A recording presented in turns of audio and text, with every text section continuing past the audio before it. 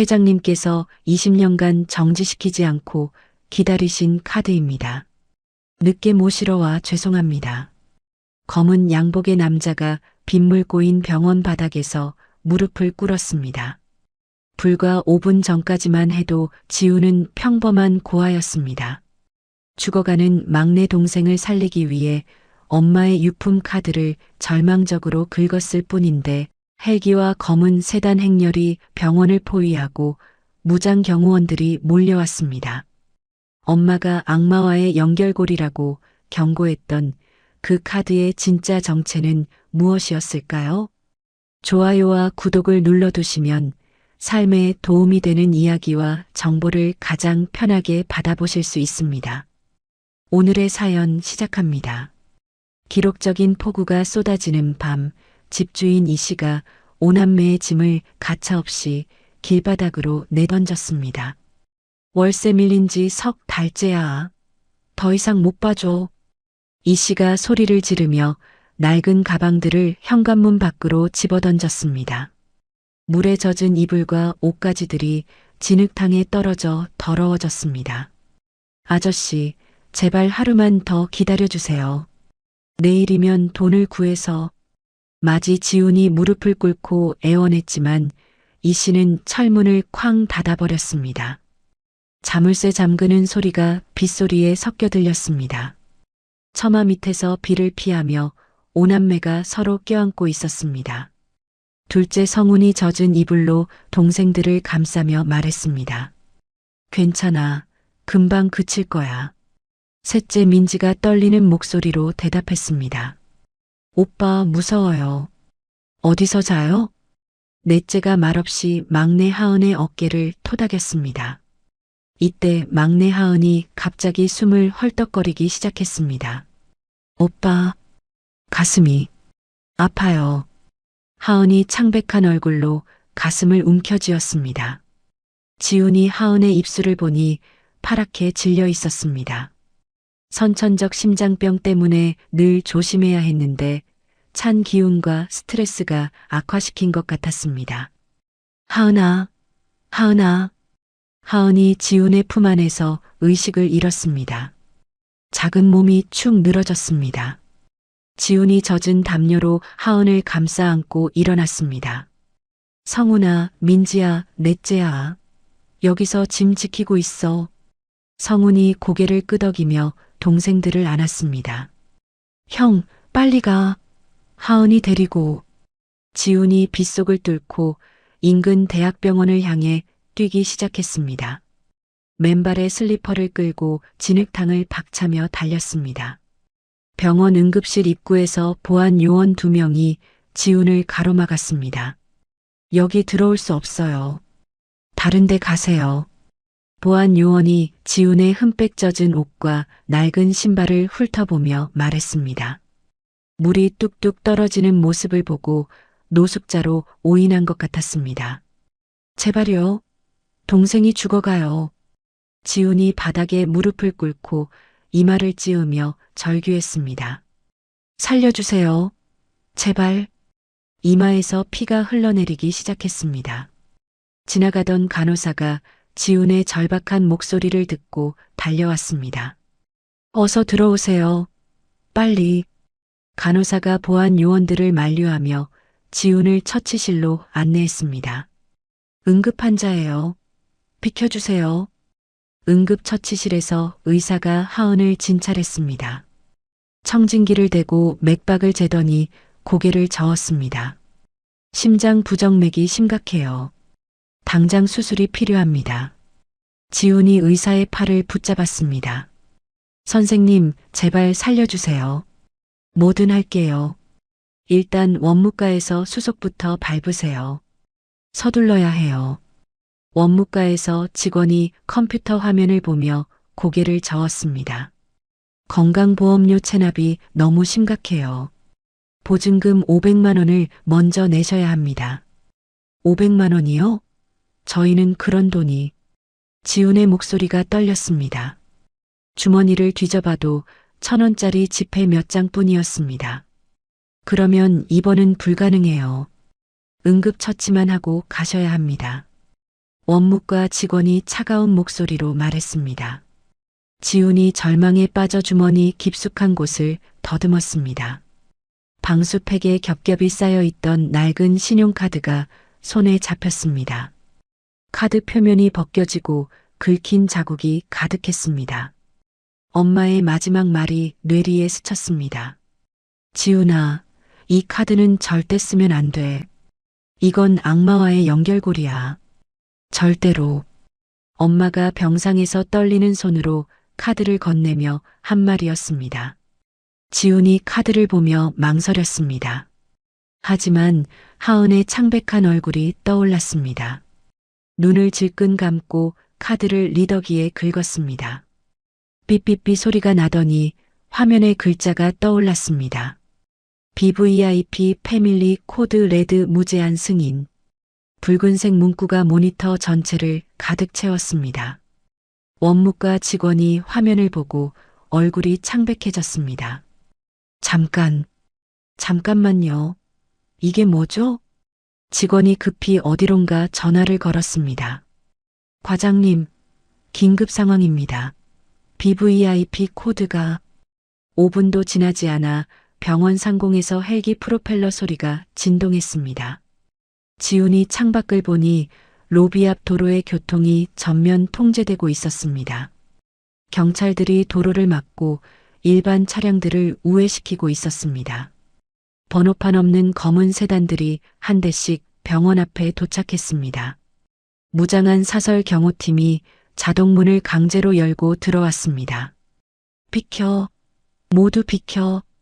경호원들이 원무과 직원과 보안 요원들을 벽으로 밀쳐냈습니다. 환자들과 보호자들이 무슨 일인지 몰라 웅성거렸습니다. 경호원들이 지훈 주위를 철통같이 에워쌌습니다.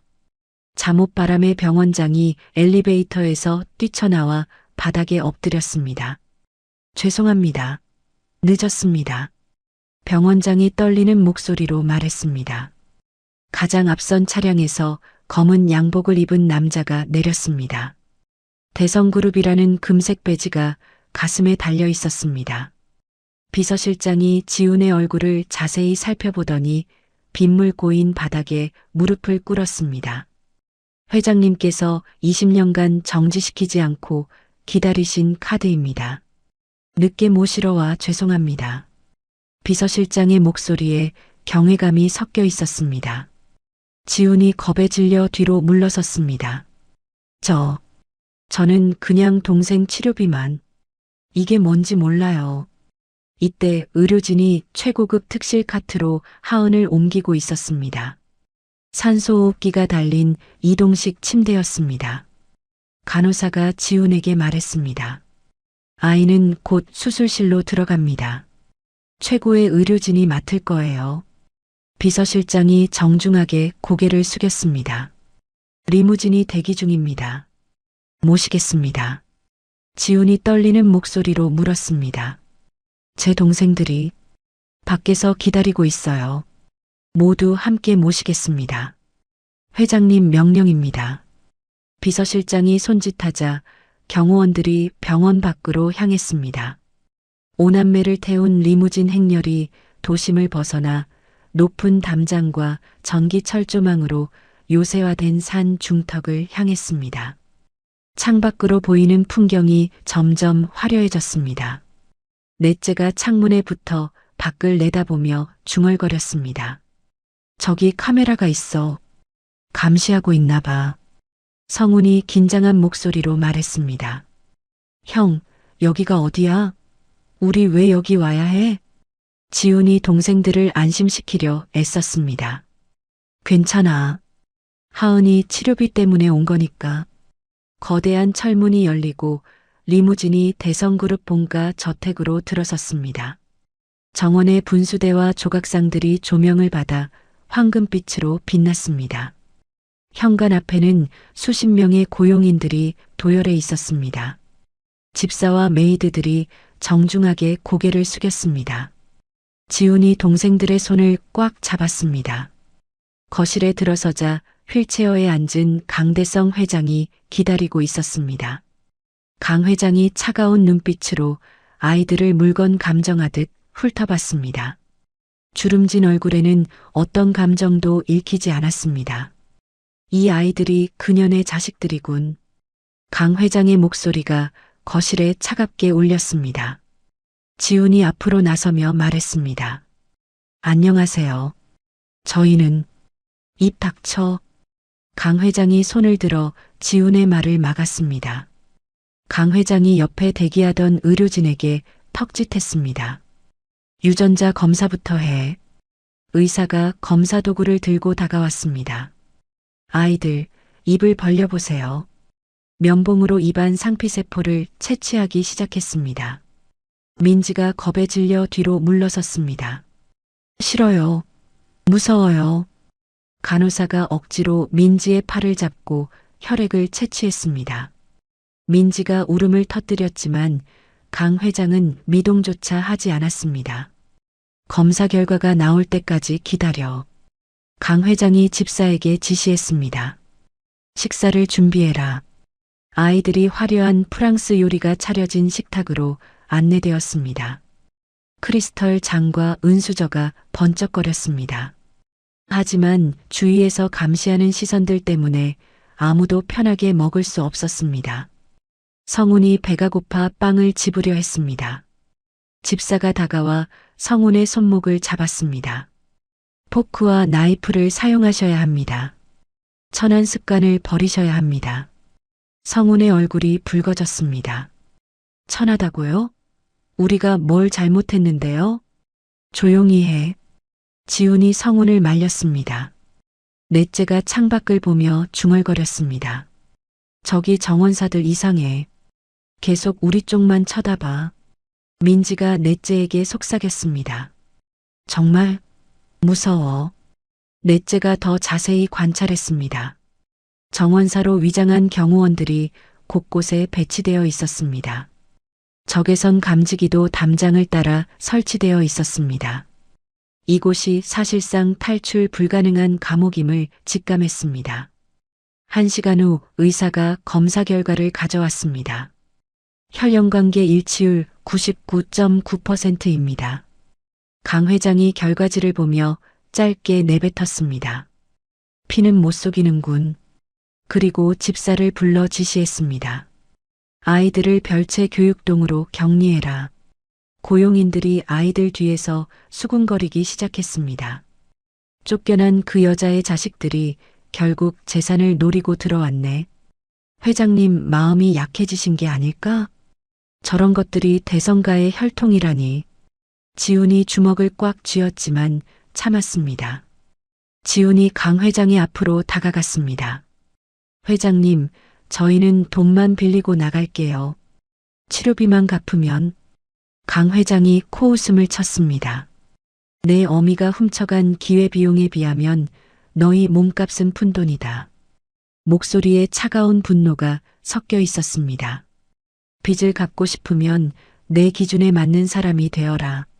고용인들이 5남매를 별채로 안내했습니다.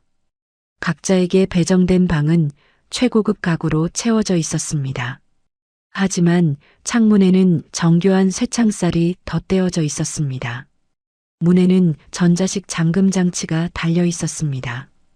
밖에서 제어하는 방식이었습니다. 각자 방에서 쉬세요. 메이드가 말했지만 아이들은 움직이지 않았습니다. 민지가 떨리는 목소리로 말했습니다. 우리 같이 있으면 안 돼요? 규칙입니다. 각자 방에서. 성훈이 소리쳤습니다. 싫어요. 우리는 같이 있을 거예요. 결국 아이들은 가장 큰 방에 모여들었습니다. 침대 하나에 서로 엉겨붙어 체온을 나눴습니다. 지훈이 잠든 동생들의 머리를 쓰다듬었습니다. 이 화려한 감옥에서 살아남아야 해. 동생들을 지켜내야 해. 마음속으로 다짐했습니다. 복도 끝 보안실에서 집사가 아이들의 방을 적외선 카메라로 감시하고 있었습니다.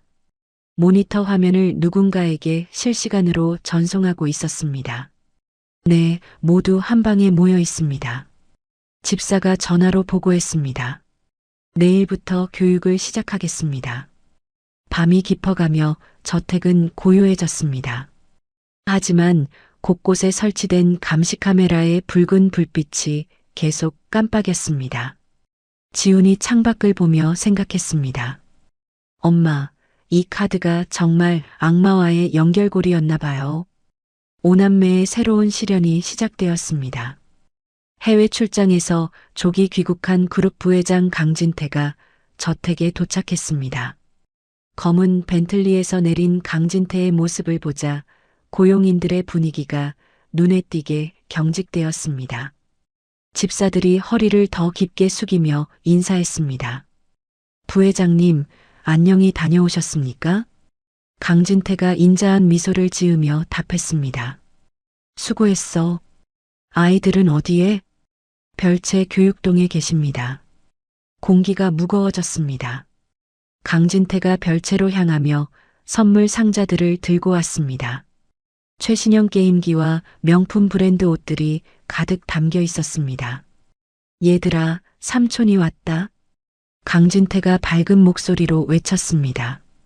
아이들이 조심스럽게 다가왔습니다. 이거 다 너희 선물이야. 마음껏 써. 하지만 아이들이 선물을 만지자마자 강진태는 몰래 손수건으로 자신의 손을 닦았습니다. 성훈이 게임기를 보며 눈을 반짝였습니다. 와, 이거 정말 최신형이에요. 강진태가 성훈의 어깨를 토닥였습니다. 그럼 삼촌이 너희들한테 좋은 것만 해줄 거야. 민지가 예쁜 원피스를 보며 말했습니다. 정말 예뻐요. 고마워요. 하지만 강진태의 눈빛은 차가웠습니다. 강진태가 수석 메이드 박 여사를 따로 불렀습니다. 박 여사, 잠깐 이야기 좀 하지. 둘이 복도 끝으로 걸어갔습니다. 강진태가 작은 상자를 박 여사에게 건넸습니다. 아이들 방에 이걸 설치해. 욕실까지 빠뜨리지 말고. 상자 안에는 초소형 도청 장치와 렌즈형 카메라들이 들어 있었습니다. 네, 부회장님. 바로 처리하겠습니다. 저녁 식사 자리에서 강진태가 아이들에게 질문을 던졌습니다. 지훈아, 경제 성장률이 뭔지 아니? 지훈이 당황하며 대답했습니다. 잘 모르겠어요. GDP 디플레이터는? 죄송해요. 강진태가 강 회장을 보며 고개를 저었습니다. 역시 교육의 부재가 심각합니다. 이래서는 안 되겠어요. 강진태가 스파르타식 가정교사들을 불러들였습니다. 영어, 수학, 경제학 전문가들이었습니다. 밤샘 학습을 시키세요. 테스트에 통과하지 못하면 식사를 제한합니다. 가정교사가 고개를 끄덕였습니다. 알겠습니다. 엄격하게 지도하겠습니다. 넷째가 수업용 태블릿을 분해하기 시작했습니다. 기계 부품들을 능숙하게 분리했습니다. 강진태가 이를 보고 눈썹을 찌푸렸습니다. 이건 뭐 하는 거야? 넷째가 조용히 대답했습니다. 그냥 어떻게 만들어졌나 궁금해서요. 이런 폭력적 성향은 위험해. 정신과 상담을 받아야겠어. 강진태가 불쾌한 표정을 지었습니다. 며칠 후 복도를 지나던 민지 앞에 고용인이 나타났습니다. 강진태의 사주를 받은 것이 분명했습니다. 고용인이 일부러 민지 앞에 발을 걸었습니다. 민지가 넘어지며 강 회장이 아끼는 청자 화병에 부딪혔습니다. 화병이 바닥에 떨어져 산산조각 났습니다. 민지가 파편에 긁혀 손에서 피가 흘렀습니다. 아파요. 피가 나요. 하지만 강진태는 민지의 상처보다 화병을 먼저 언급했습니다. 아, 이건 고려시대 청자인데 가격이 억 단위야. 강 회장이 소리를 듣고 나왔습니다. 뭔 일이야? 아버님, 아이가 귀중한 화병을. 강진태가 교묘하게 강 회장의 분노를 부추겼습니다. 강 회장의 얼굴이 붉어졌습니다. 지하 반성의 방에 가둬라. 지훈이 달려와 무릎을 꿇었습니다. 회장님, 민지가 일부러 한 게 아니에요. 이마가 찢어질 때까지 바닥에 머리를 찌으며 애원했습니다. 제발 저를 대신 벌하세요. 강진태가 이 기회를 놓치지 않았습니다. 아버님, 아이들의 인성 교육이 시급합니다. 목소리에 가짜 걱정이 섞여 있었습니다. 해외 기숙학교로 각각 흩어보내는 것이 가문을 위한 길입니다. 강 회장이 고민하는 표정을 지었습니다. 그날 밤 막내 하은이 악몽을 꾸다 깨어났습니다. 으앙, 무서워요. 하은이 발작적인 울음을 터뜨렸습니다. 지훈이 하은을 안아주며 물었습니다. 무슨 꿈 꿨어? 웃는 아저씨가 주사기를 들고 엄마를 쫓아가는 꿈이었어요. 하은의 말에 지훈이 섬뜩함을 느꼈습니다. 지훈이 이상한 낌새를 느끼고 동생들에게 신호를 보냈습니다. 방안을 한번 살펴보자. 넷째가 콘센트 주변을 자세히 살펴보더니 뭔가를 발견했습니다. 형, 여기 이상한 게 있어. 콘센트 안쪽에 초소형 도청 장치와 렌즈가 숨겨져 있었습니다. 성훈이 화를 내려고 했지만 지훈이 입에 검지를 대며 조용히 하라고 신호했습니다. 지훈이 목마름을 핑계로 방에서 나왔습니다. 복도를 조용히 걸어가다가 서재 문틈으로 불빛이 새어나오는 것을 봤습니다. 강진태가 누군가와 통화하고 있었습니다. 누나 때처럼 처리해. 이번엔 쥐새끼들 한 마리도 남기지 말고. 강진태의 목소리가 차갑게 들렸습니다. 창립기념일에 맞춰서 말이야. 지훈이 주먹을 꽉 쥐고 어둠 속으로 몸을 숨겼습니다. 엄마의 죽음이 단순한 병사가 아니었다는 확신이 들었습니다. 그리고 자신들도 똑같은 운명을 맞을 위험에 처했음을 깨달았습니다. 절대 당하고만 있을 수 없어. 지훈의 눈빛이 결연해졌습니다. 강제 유학 결정이 임박한 밤, 지훈이 엄마의 유품을 꺼내 만지작거렸습니다. 낡은 곰 인형의 배를 열어보니 녹슨 작은 열쇠가 나왔습니다. 엄마가 마지막까지 품고 있던 것이었습니다. 이 열쇠가 뭘 여는 거지? 지훈이 혼자 중얼거렸습니다. 곰 인형 속에는 작은 쪽지도 함께 들어 있었습니다. 진실은 아버지의 서재라는 글씨가 희미하게 적혀 있었습니다. 정원을 서성이던 지훈에게 정원사 복장을 한 남자가 조심스럽게 접근했습니다.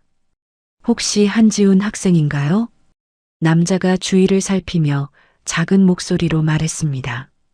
지훈이 경계하며 뒤로 물러섰습니다. 누구세요? 저는 김 변호사입니다. 어머님의 옛 후원자였죠. 김 변호사가 호주머니에서 쪽지를 꺼내 건넸습니다. 오늘 밤 자정에 온실에서 만납시다. 민들레는 바람을 타고. 쪽지에 적힌 암호는 엄마만이 알고 있던 것이었습니다. 자정이 가까워지자 넷째가 노트북을 열었습니다. 형, 10분만 시간을 벌어줄게. 넷째의 손가락이 키보드 위에서 빠르게 움직였습니다. 저택 보안 시스템에 침입해 감시 카메라를 루프 상태로 만들었습니다. 지금부터 10분간은 같은 화면이 계속 반복될 거야. 지훈이 고개를 끄덕이며 방을 나섰습니다. 온실은 저택에서 가장 외진 곳에 있었습니다. 김 변호사가 이미 기다리고 있었습니다. 지훈 군, 오느라 고생했어요. 김 변호사의 얼굴에 안타까운 표정이 스쳤습니다. 어머니가 쫓겨난 진짜 이유를 알려드릴게요. 지훈이 숨을 고르며 들었습니다. 강진태의 페이퍼 컴퍼니 횡령 증거를 발견했기 때문입니다. 김 변호사가 계속 설명했습니다. 그 증거들이 강 회장 집무실 금고에 있어요.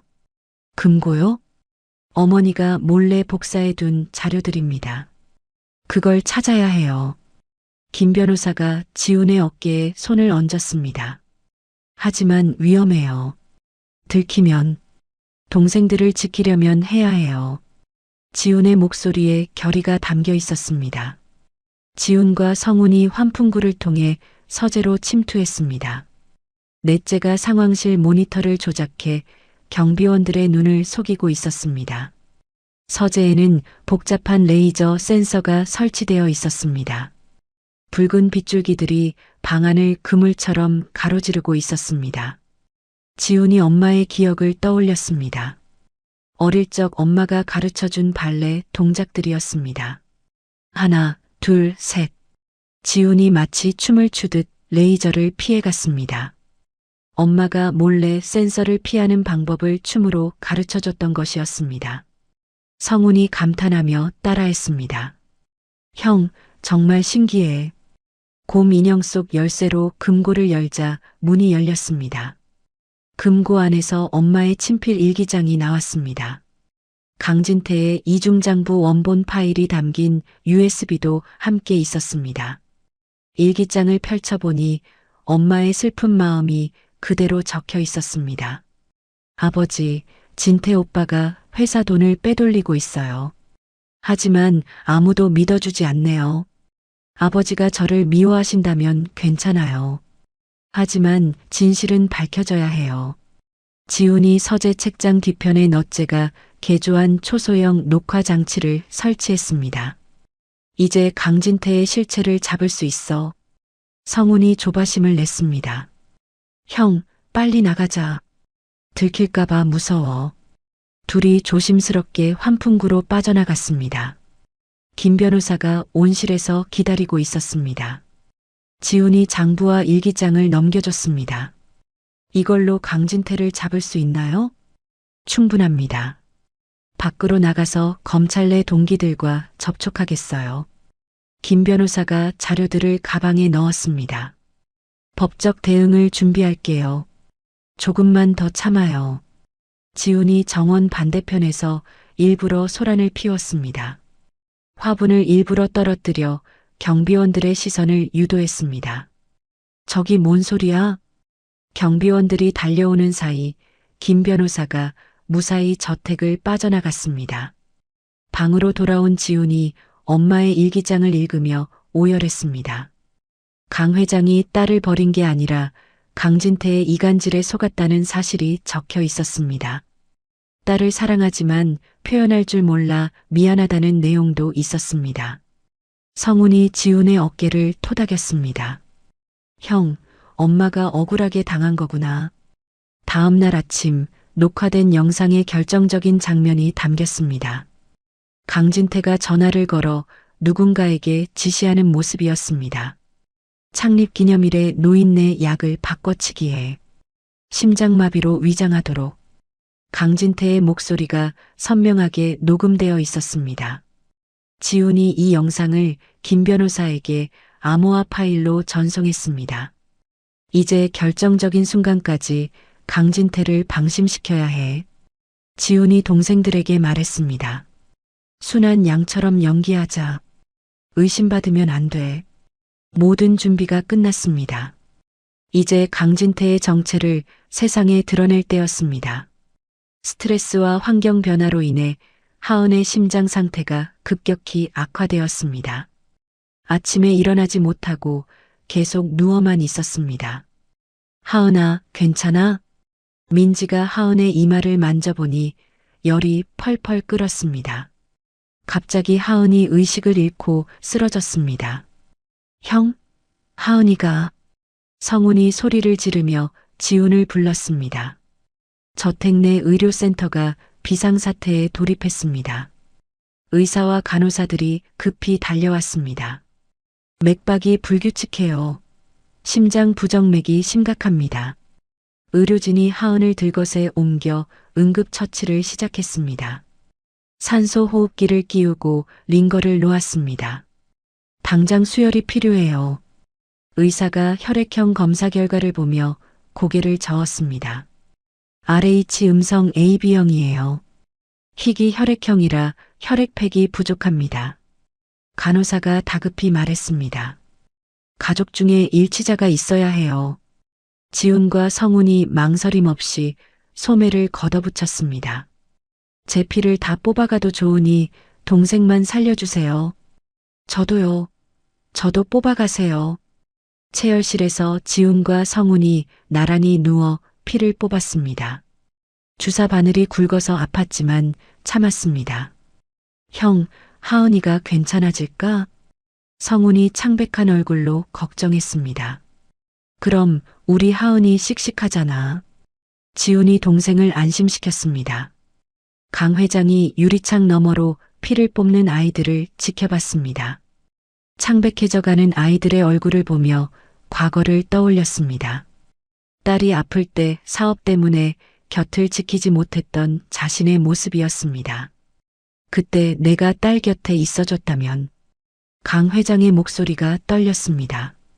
긴급 수혈과 수술이 성공적으로 끝났습니다. 수술실 앞에서 사남매가 애타게 기다렸습니다. 수술 잘 끝났습니다. 생명에는 지장 없어요. 의사의 말에 모두가 안도의 한숨을 쉬었습니다. 마취에서 깬 하은이 흐릿한 눈으로 주위를 둘러봤습니다. 할아버지. 하은이 강 회장을 보며 작은 목소리로 말했습니다. 아프게 해서 미안해요. 그 한마디에 강 회장의 철옹성 같던 마음이 무너져 내렸습니다. 떨리는 손으로 하은의 작은 손을 잡았습니다. 참았던 눈물이 볼을 타고 흘러내렸습니다. 할아버지가 미안하다, 하은아. 며칠 후 하은의 퇴원을 기념해 오남매가 특별한 계획을 세웠습니다. 주방 아줌마들한테 오늘은 쉬라고 하자. 지훈이 제안했습니다. 아이들이 주방 고용인들을 정중히 내보냈습니다. 오늘은 저희가 요리할게요. 지훈이 밀가루를 물에 반죽하기 시작했습니다. 성훈이 김치를 썰고 민지가 파를 다듬었습니다. 넷째가 불을 지피고 하은이 옆에서 지켜봤습니다. 엄마가 해주시던 김치 수제비를 만들어 보자. 냄새가 온 저택에 퍼져나갔습니다. 강 회장이 냄새에 이끌려 주방에 나타났습니다. 이게 무슨 냄새지? 아이들이 깍듯이 인사했습니다. 할아버지, 김치 수제비 끓였어요. 하은이 삐뚤빼뚤한 수제비 한 그릇을 내밀었습니다. 할아버지도 드세요. 강 회장이 머뭇거리다 숟가락을 들었습니다. 수제비 국물을 맛보니 딸이 생전에 끓여주던 그 맛과 똑같았습니다. 목이 메어 한동안 말을 잇지 못했습니다. 이 맛이 정말 똑같네. 눈가가 촉촉해졌습니다. 강 회장이 눈물을 훔치자 하은이 다가왔습니다. 고사리 같은 손으로 할아버지의 눈물을 닦아줬습니다. 할아버지, 울지 마세요. 오남매가 강 회장을 둥글게 감싸 안았습니다. 이 순간 진정한 가족의 온기를 느꼈습니다. 강 회장이 집사를 불러 엄명을 내렸습니다. 오늘부터 아이들은 내 손님이 아니라 내 가족이다. 집사가 깍듯이 고개를 숙였습니다. 예우를 갖춰라. 함부로 대하는 사람은 용서하지 않겠다. 고용인들의 태도가 180도 바뀌었습니다. 이 화기애애한 모습을 문 밖에서 지켜보던 강진태가 있었습니다. 그림자 속에 숨어 상황을 살피고 있었습니다. 자신의 입지가 위태로워졌음을 직감했습니다. 살기 어린 표정으로 주먹을 꽉 쥐었습니다. 이런 식으로는 안 되겠어. 다음 날 강 회장이 변호인단을 비밀리에 소집했습니다. 유언장을 수정하고 오남매를 정식 호적에 올리는 절차를 시작했습니다. 모든 준비를 서둘러라. 아이들이 내 정식 가족이 되어야 한다. 지훈이 강 회장 책상 위에 엄마의 일기장 중 한 페이지를 찢어 놓았습니다. 아버지가 보고 싶어요라고 적힌 부분이었습니다. 강 회장이 그 글귀를 보며 더욱 마음이 아팠습니다. 거실 벽난로 위에 가족 사진이 바뀌었습니다. 강진태가 억지로 웃고 있던 차가운 사진이 내려졌습니다. 오남매와 강 회장이 김치 수제비를 먹으며 활짝 웃는 사진이 새로 걸렸습니다. 진짜 가족이 된 순간이었습니다. 대성그룹 창립 50주년 기념식장에 수백 명의 귀빈들이 모여들었습니다. 강 회장이 오남매의 손을 잡고 단상에 올랐습니다. 오늘 여러분께 소개하고 싶은 사람들이 있습니다. 마이크를 잡은 강 회장의 목소리가 울렸습니다. 제 소중한 가족들입니다. 오남매가 긴장한 채로 단상에 서 있었습니다. 강진태가 행사 직전 비서에게 은밀히 지시했습니다. 회장님, 심장약 교체는 끝났지? 비서가 작은 목소리로 대답했습니다. 네, 부회장님. 성분이 다른 약으로 바꿔놨습니다. 좋아. 오늘이 마지막이야. 강진태의 눈빛이 차갑게 빛났습니다. 강 회장이 연설을 시작했습니다. 대성그룹 50년 역사 속에서 갑자기 말을 더듬기 시작했습니다. 저는 가슴을 부여잡으며 비틀거렸습니다. 할아버지, 하은이 소리쳤습니다. 강 회장이 단상 아래로 굴러떨어졌습니다. 행사장이 비명과 플래시, 세례로 아수라장이 되었습니다. 의사 불러. 119에 신고해. 귀빈들이 우왕좌왕했습니다. 지훈이 강 회장에게 달려가려 했습니다. 강진태가 미리 배치한 사설 경호원들이 나타났습니다. 아이들 보호가 우선입니다. 경호원들이 지훈을 막아섰습니다. 안 돼요. 할아버지께 가야 해요. 성훈이 경호원의 팔을 뿌리치려 했지만 소용없었습니다. 강 회장이 구급차로 실려나갔습니다. 강진태가 즉시 긴급 이사회를 소집했습니다. 이사들이 회의실에 모여들었습니다. 회장님께서 뇌출혈로 쓰러지셨습니다. 강진태가 미리 조작된 진단서를 배포했습니다. 비상경영 체제를 선포합니다. 이사들이 고개를 끄덕였습니다. 오남매가 병원으로 가려 했지만 막혔습니다. 뒷문에서 강진태가 고용한 용역 깡패들이 기다리고 있었습니다. 얌전히 따라와. 깡패들이 아이들을 억지로 검은 승합차에 태웠습니다. 놓아주세요. 우리가 뭘 잘못했어요. 민지가 울며 소리쳤지만 소용없었습니다. 아이들이 눈을 뜬 곳은 산속 폐쇄된 정신요양원이었습니다. 지하 격리실에 갇혀 있었습니다. 차가운 콘크리트 벽과 쇠창살 뿐이었습니다. 여기가 어디야? 성훈이 두리번거렸습니다. 습기와 곰팡이 냄새가 코를 찔렀습니다. 뉴스에서는 거짓 보도가 나왔습니다. 충격받은 손주들이 심신 안정을 위해 해외로 요양을 떠났습니다. 강진태가 카메라 앞에서 안타까운 표정을 지었습니다. 아이들의 빠른 회복을 기원합니다. 하지만 눈빛은 차가웠습니다. 지하실은 춥고 어두웠습니다.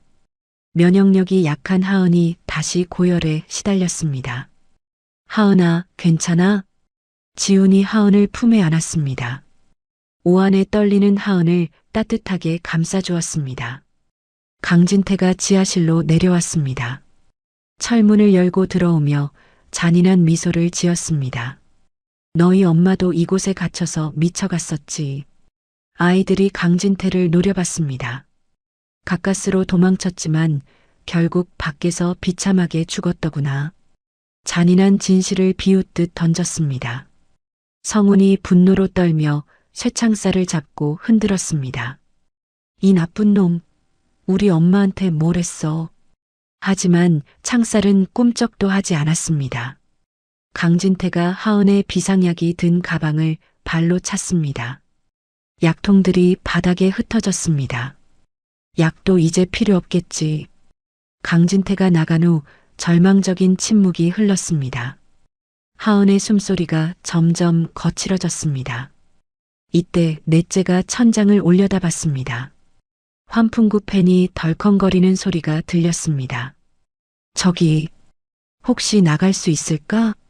환풍구 입구를 자세히 살펴봤습니다. 너무 좁아서 덩치가 큰 형제들은 나갈 수 없었습니다. 유일하게 몸집이 작은 민지만 통과할 수 있는 크기였습니다. 민지야, 너만이 우리를 구할 수 있어. 지훈이 민지의 손을 잡았습니다.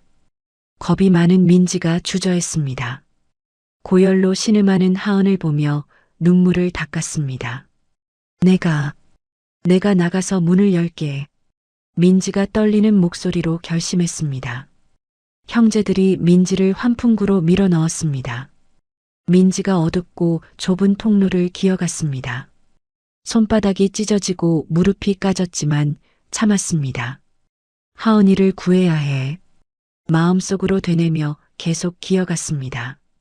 드디어 환풍구 끝에 도달했습니다. 환풍구를 통해 밖으로 나온 민지가 덜덜 떨리는 손으로 요양원 건물을 둘러봤습니다.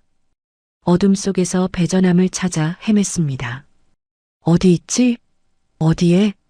민지가 건물 뒤편을 뒤지다가 드디어 배전함을 발견했습니다. 무거운 철제 문을 힘겹게 열고 메인 전원 스위치를 내렸습니다. 순간 요양원 전체가 정전되었습니다. 지하실의 전자식 잠금 장치가 해제되었습니다. 성훈이 온 힘을 다해 문을 박찼습니다. 으악! 철문이 쾅 소리를 내며 열렸습니다. 경비원들이 손전등을 들고 달려왔지만 이미 늦었습니다.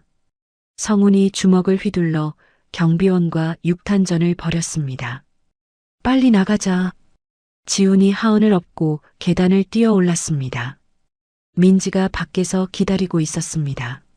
오빠들, 여기에요. 오남매가 모두 합류해 요양원을 벗어났습니다. 뒤에서 사냥개 짖는 소리와 추격대의 외침이 들렸습니다. 맨발로 산비탈을 미끄러지듯 내려갔습니다. 가시덤불에 긁혀 상처투성이가 되었지만 멈추지 않았습니다. 손전등 불빛이 뒤에서 쫓아왔습니다. 저기다. 놓치지 마. 용역들의 고함 소리가 점점 가까워졌습니다.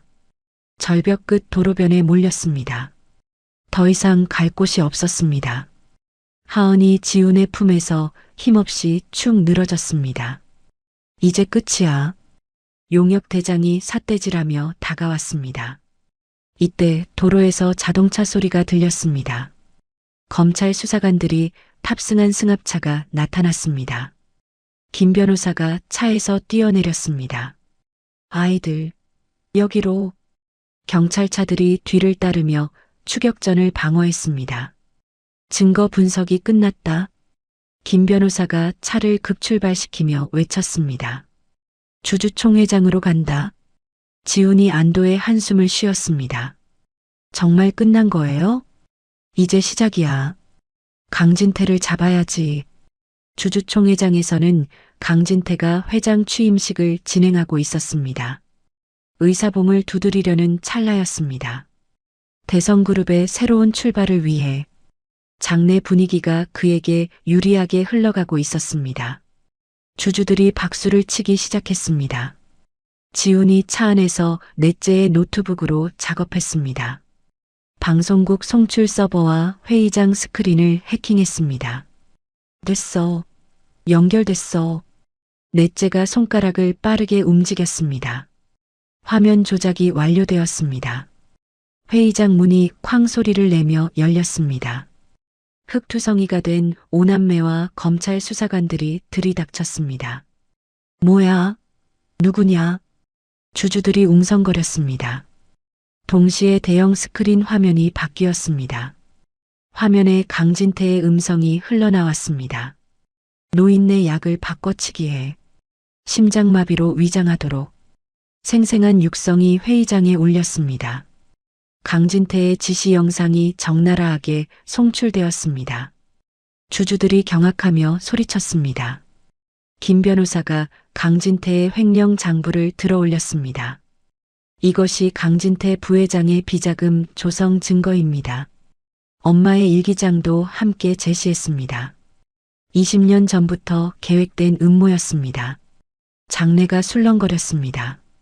강진태가 발악하며 소리쳤습니다. 조작된 영상이다. 저놈들을 끌어내. 하지만 병원에서 의식을 되찾은 강 회장의 영상 메시지가 추가로 재생되었습니다. 내 아들 강진태를 해임하고 법의 심판을 받게 하라. 강 회장의 명확한 선언이었습니다. 분노한 주주들이 강진태에게 야유를 퍼부었습니다. 사기꾼, 감옥에 넣어라. 대기하던 검찰 수사관들이 단상으로 올라갔습니다. 강진태의 손목에 차가운 수갑이 채워졌습니다. 강진태가 끌려가며 지훈을 노려봤습니다. 이게 끝이 아니야. 기억해둬. 하지만 지훈은 더 이상 피하지 않았습니다. 싸늘하고 단단한 눈빛으로 강진태를 내려다봤습니다. 끝났어요. 이제 정말 끝이에요. 이 모든 과정이 유튜브 라이브로 생중계되었습니다. 채팅창에는 오남매를 응원하는 댓글들이 폭주했습니다. 진짜 대단하다. 정의가 승리했다.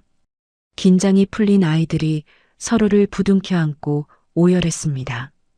드디어 악몽이 끝났습니다.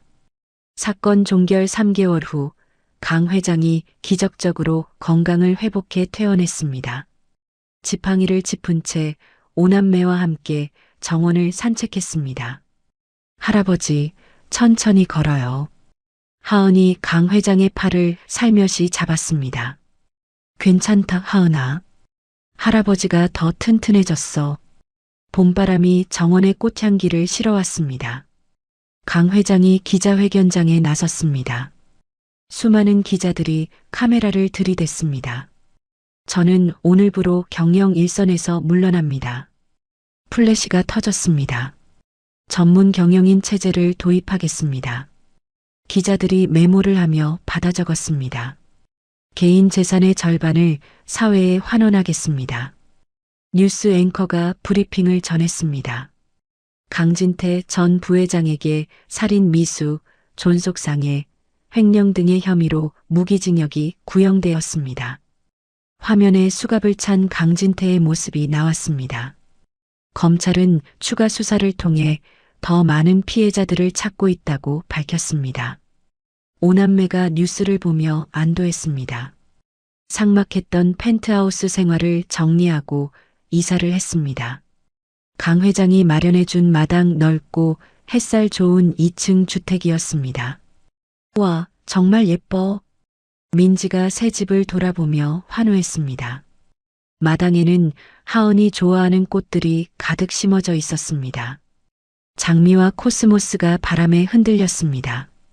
넷째가 자신만의 작업실을 갖게 되었습니다. 컴퓨터 부품들과 각종 도구들이 정리되어 있었습니다. 이제 마음껏 만들 수 있겠어. 넷째가 행복한 표정으로 새 키보드를 만지작거렸습니다. IT 전문가가 되겠다는 꿈을 키워가고 있었습니다. 성훈이 체육 특기생으로 학교에 복학했습니다. 축구부 에이스로 활약하며 팀을 이끌었습니다. 성훈아, 패스. 동료들이 성훈을 믿고 공을 넘겼습니다. 골을 넣을 때마다 관중석에서 가족들이 응원했습니다.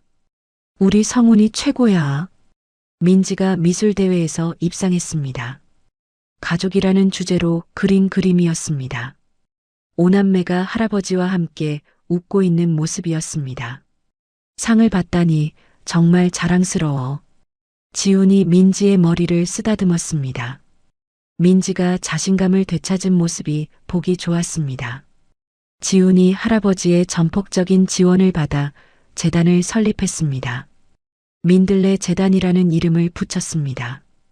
과거 자신들처럼 복지 사각지대에 놓인 아이들을 돕는 일을 시작했습니다. 어려운 아이들을 꼭 도와주고 싶어요.